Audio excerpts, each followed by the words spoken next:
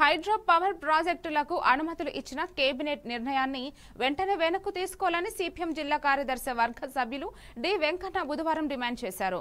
రైవాడ చింతలపూడి మధ్య 900 మెగావాట్ల ప్రాజెక్టుతో పాటు పెద్దకోట ప్రాంతంలో 1800 మెగావాట్ల పవర్ ప్రాజెక్టులకు అనుమతులు ఇవ్వడం రాజ్యాంగంలోని 5వ షెడ్యూల్ను ఉల్లంఘించడం అన్నారు. గిరిజనులు అనుమతి లేకుండా గ్రామ సభలతో సంప్రదింపులు జరపకుండా PESA, FRA చట్టాలను పట్టించుకోకుండా ప్రాజెక్టులు ఆమోదించడం దారుణమన్నారు.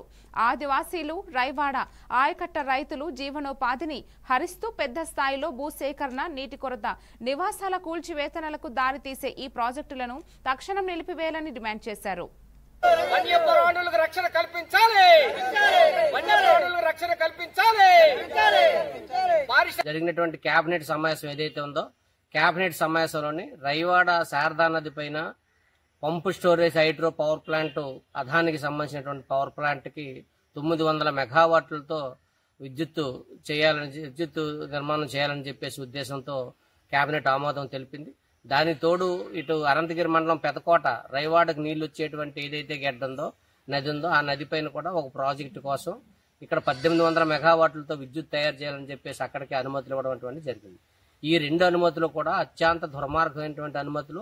రైవాడ్ ఆయకట్ ఏదైతే ఉందో కింద రైవాడ్ రిజర్వేర్ ఏదైతే ఉందో రిజర్వేర్ కి పెను ప్రమాదం అటువంటిది ఈ రోజు వచ్చింది.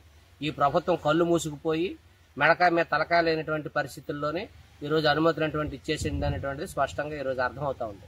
ఎందుకనంటే ఈ రైవాడ్ ఆయకట్ అనేటువంటిది దాదాపు 50 సంవత్సరాల క్రితం నిర్మాణం చేసినటువంటి ఆయకట్టు ఇది. ఈ ఆయకట్టు సుమారు 1000 ఎకరాలకి ఈ రోజు సాగునీరు అందిస్తుంది. అక్కడ రాంబెల్లి నుంచి మునగపాక నుంచి అనకాపల్లి నుంచి ఇటు సోడవరం, కోటపాడు, దేవరాపల్లి ఎన్నో 1000 ఎకరాలకి ఈ రోజు సాగునీరు అందించినటువంటి ప్రాజెక్ట్ ఇది. ఈ ప్రాజెక్టు నీళ్ళు అందించినటువంటి ప్రాజెక్టు మీద ఇక్కడ ఈ గడ్డల మీద ఈ నదుల మీద హైడ్రో పవర్ ప్లాంట్స్ అనేటువంటి కడితే రానున్న రోజుల్లోని సాగునీరు అనేటువంటి ప్రశ్నార్థకమే. రైతులకు నీరు వచ్చేటువంటి పరిస్థితి పూర్తిగా ఉండదనేటువంటి స్పష్టం అవుతా ఉంది. అంటే ప్రభుత్వం ఏమో 336 కోట్ల రూపాయలతో రైవాడ ఆయకట్టుని ప్రపంచ బ్యాంక్ నిధులు తీసుకుని వచ్చి మేము అభివృద్ధి చేస్తామని చెప్పేసి కూటమి ప్రభుత్వం వచ్చిన తర్వాత ప్రతిపాదనలు పంపారు. రెండో పక్క నుండేమో అదానికి ఈ రోజు ఈ ప్రాజెక్ట్ ని తాకట్టు పెట్టడం జరిగింది. అంటే రైతుల్ని ప్రజలు ఈ రోజు మోసం చేస్తున్నారు.